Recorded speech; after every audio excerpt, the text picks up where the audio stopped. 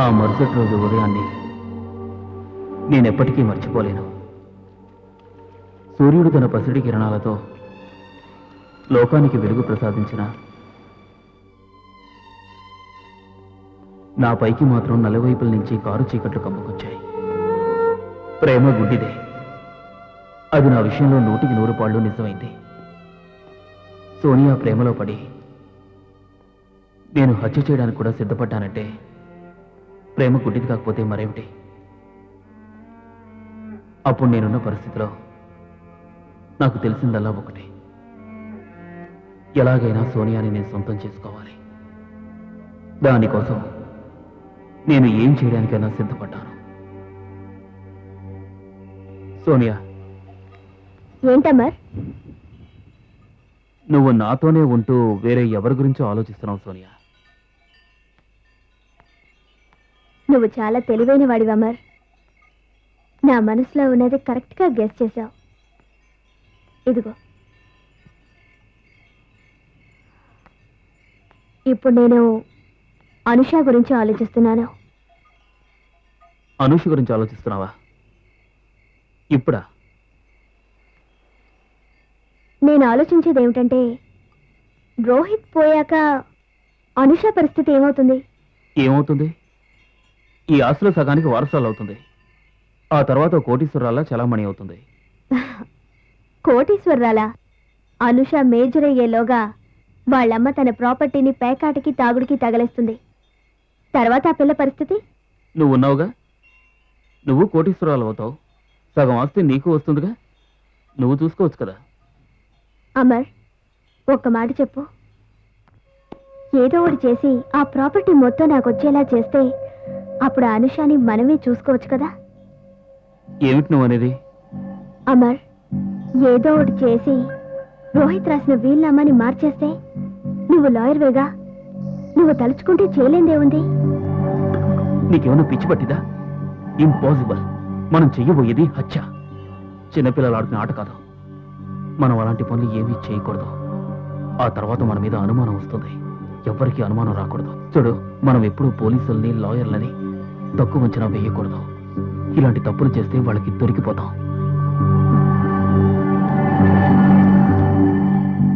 I'm sorry, నువ్వు చెప్పింది కరెక్టే. మనం అలాంటి పనులు చేయకూడదు.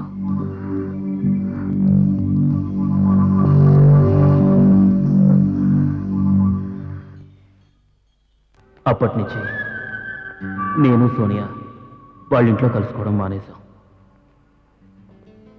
అప్పుడప్పుడు బయట మాత్రమే కలుసుకునేవాళ్ళం.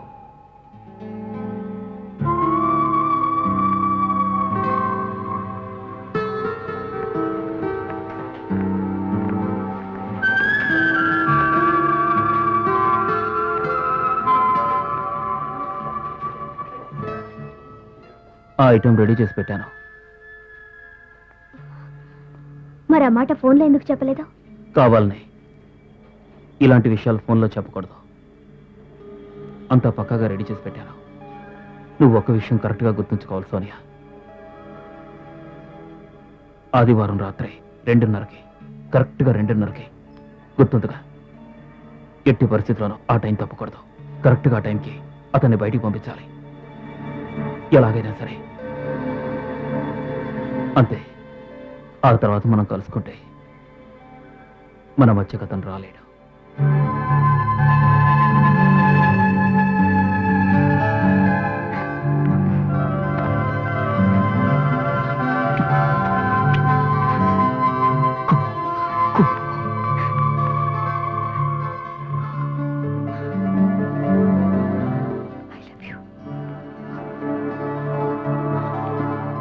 I love you.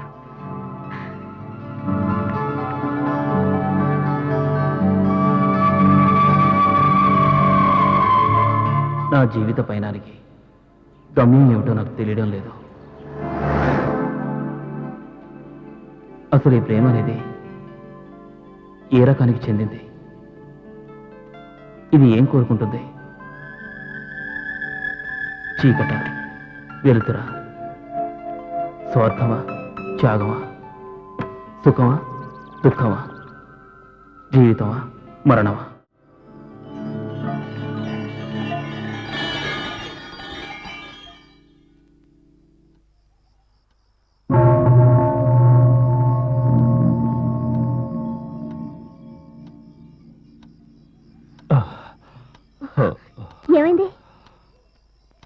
ఎందుకనో నాకు నిద్ర రావడం లేదు. సరే, నేను కిందకెళ్ళి డ్రింక్ తీసుకుని వస్తాను. రోహిత్, నాకు నిద్ర పట్టడం లేదు. Come here. కమ్.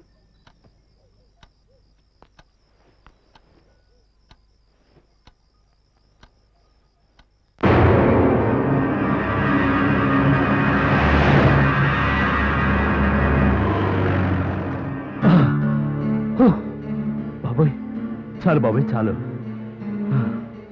నన్ను చంపాలనుకుంటున్నావా ఏంటి?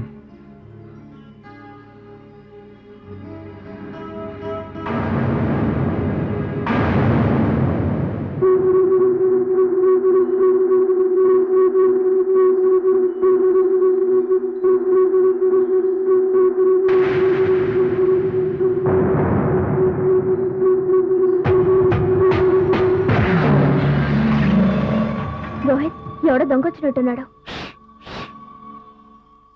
వాడెవడో నా చేతుల్లో చావడానికి వచ్చాడు, బాస్టర్డ్. పోలీసులకు ఫోన్ చేద్దామా? అక్కర్లేదు, వాడి సంగతి నేను చూస్తాను. ఎందులో ఉన్న 6 బుల్లెట్స్ వాడి గుండెలో దూసుకుపోతాయి. పిస్టల్ ఎలా వచ్చింది? నీకు చాలా విషయాలు తెలియవు డార్లింగ్. అది కాదు. తర్వాత చెప్తాను. Wait, okay? I will kill that bastard.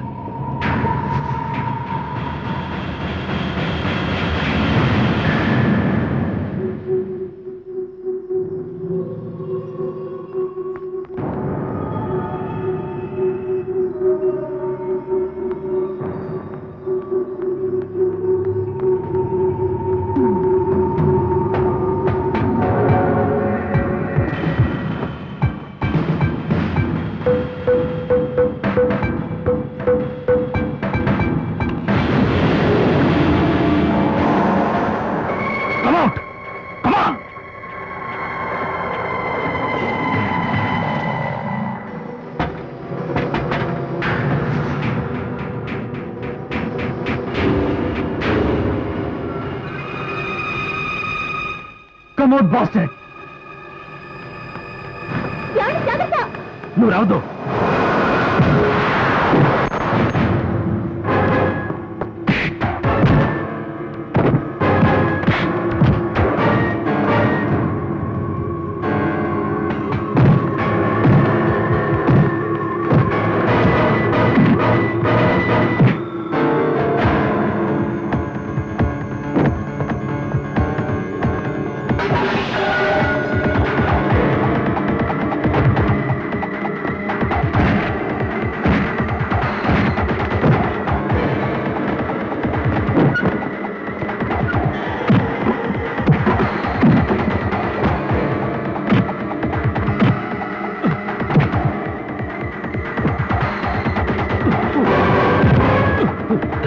ఎవడ్రా నువ్వు?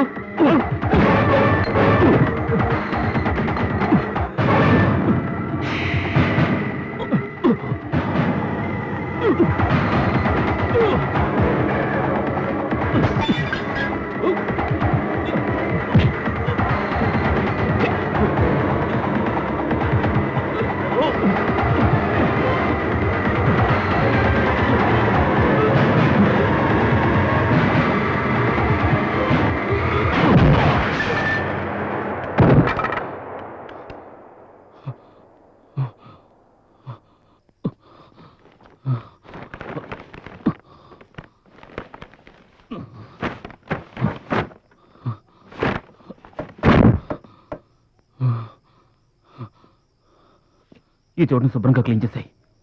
మరకలు ఏవి ఉండకూడదు. నేను వెళ్తున్నాను, నువ్వు తర్వాత రా.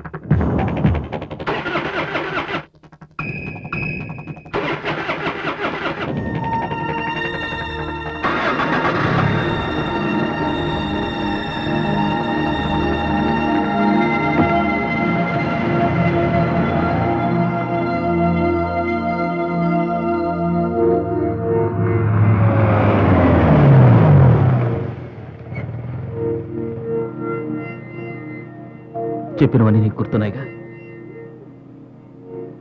మనం కొద్ది రోజుల పాటు కలుసుకోకూడదు. ఇంకో విషయం ఏమిటంటే ఫోన్లో కూడా మాట్లాడుకోకూడదు. Amar, what happened to you? ఏమైంది నీకు? వెళ్ళే ముందు ముద్దివ్వడం కూడా మర్చిపోయావేంటి?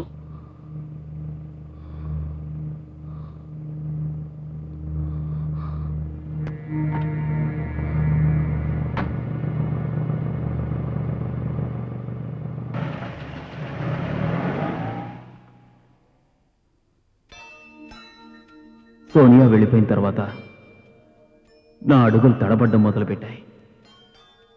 అప్పుడే నాకు అర్థమైంది, నేను చంపింది రోహిత్ను మాత్రమే కాదు, నాలోని మానవత్వాన్ని కూడా.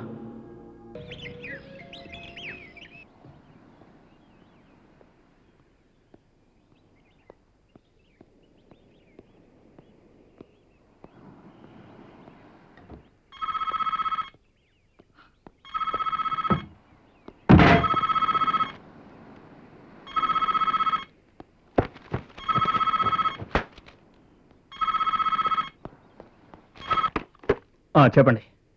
అమర్ గారేనా? ఎస్. నేను వర్మని మాట్లాడుతున్నాను సార్, వర్మ వాళ్ళ అసోసియేట్స్ నుంచి. I'm sorry to disturb you. మీతో అర్జెంటుగా ఒక ముఖ్యమైన విషయం మాట్లాడాలి. చెప్పండి.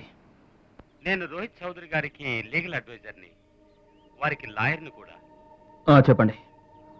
ఏం లేదండి, చౌదరి గారి వీలునామా గురించి కొన్ని కొత్త విషయాలు తెలిసాయి, వాటి గురించి మీతో మాట్లాడాలి. నాతోనా? అవును సార్, అందులో మీ పేరు కూడా ఇన్వాల్వ్ అయింది. ఆ విషయంగా మీతో మాట్లాడాలి. రేపు కలుద్దామా? ఓకే. రేపు పొద్దున 10 గంటలకి మా బ్రాంచ్ ఆఫీస్ తెలుసుగా, మీరు అక్కడికి వచ్చేయండి. Okay sir. యా, డెఫినెట్గా నేను వస్తాను. Thank you sir. రేపు పొద్దున 10 గంటలకు కలుద్దాం. Okay, bye.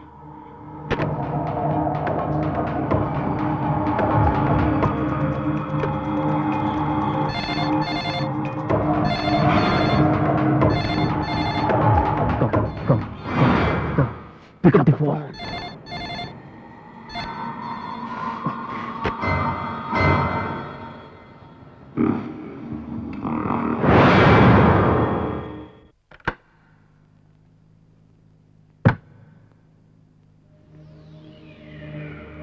హాయ్ అమర్, రా లోపలికి రా.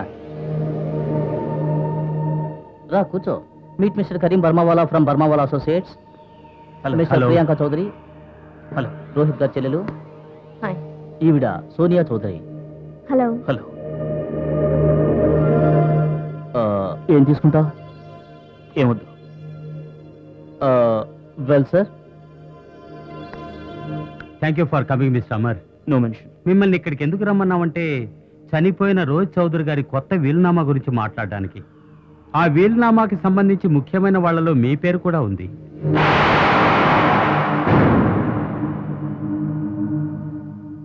సో అయితే ఇప్పుడు ఏమంటారు చెప్పండి. నాకు డౌట్గా ఉంది. ఆయన చావడానికి నెల రోజులకు ముందు ఈ వీలునామా రాశారు. ఆయన ఆస్తులకు సంబంధించిన అన్ని వ్యవహారాలు హైదరాబాద్లో మా కంపెనీనే చూసుకునేది. కానీ ఈ వీలునామా గురించి మాత్రం మాకు ఏ ఇన్ఫర్మేషన్ ఇవ్వలేదు. ఇందులో ఏదో గూడు పుటాని ఉంది సార్, అదేదో త్వరగా తేల్చండి. Will you please take it easy Mrs Kumar. మీరు కాసేపు ఊరుకుంటే మా డ్యూటీ మేము చేస్తాం, ప్లీజ్. పాత వీలునామాలో మిస్టర్ రోహిత్ చౌదరి గారు తనకున్న ఆస్తిని ఇద్దరి పేరు మీద రాశారు, 50-50. ఆస్తిలో సగభాగాన్ని తన భార్య అయిన సోనియా చౌదరి పేరున, మిగిలిన సగాన్ని తన చెల్లెలైన ప్రియాంక కుమార్కి, ఆవిడ కూతురు అనుషా కుమార్కి రాశారు. అది మారిపోయింది. మొత్తం ఆస్తి దాని పేరునే షిఫ్ట్ అయింది. అదేలాగో తేల్చండి. Will you please calm down. Mister Amarnath, ఈ కొత్త వీలునామాకు సంబంధించినంత వరకు చాలా లూప్ హోల్స్ ఉన్నాయి. ఈ వీలునామా చట్టపరంగా ఏమాత్రం చెల్లదు. దీన్ని బట్టి అర్థమవుతుంది ఏంటంటే రోహిత్ చౌదరి గారి ప్రమేయం లేకుండానే ఈ వీలునామా రాయబడిందని. అలా రాయకుండా ఉంటే ఏమవుతుంది? అసలు ఏ వీలునామా లేనప్పుడు భర్త ఆస్తి మొత్తం తన భార్యకే చెందుతుంది. ఈ కేసు అంత ఈజీగా తేలేది కాదు. నా సలహా ఏంటంటే పాత వీలునామా ప్రకారం మొత్తం ఆస్తిని మీరిద్దరూ సగం సగం పంచుకోవడం మంచిది. కోర్టుకు వెళ్లకుండా ఈ కేసుని ఇక్కడే పరిష్కరించుకోవడం బెటర్. లేదంటే లేదంటే లేదంటే నేను నీ రక్తం కళ్ళ చూస్తాను. ఎందుకైనా సార్ నన్ను ఇక్కడికి మీరు రప్పించారు? ఆస్తి గురించి చర్చించే పరిస్థితులు ఇప్పుడు నేనున్నానా? భర్తని పోగొట్టుకుని నేను పక్క ఏడుస్తూ ఉంటే I'm going. I'm sorry, I can't be a part of this. I'm going. నాటకాలు ఆడుతోంది. మా అన్నయ్యని చంపేసింది కాకుండా వీలునామా కూడా మేడం, మార్చేసింది ప్లీజ్, రాక్షసి. మీరేం మాట్లాడుతున్నారు? మీకు దాని గురించి తెలియదు సార్. మీరు వచ్చింది ప్రాబ్లం సాల్వ్ చేసుకోవడానికా లేక గొడవ పడడానికా?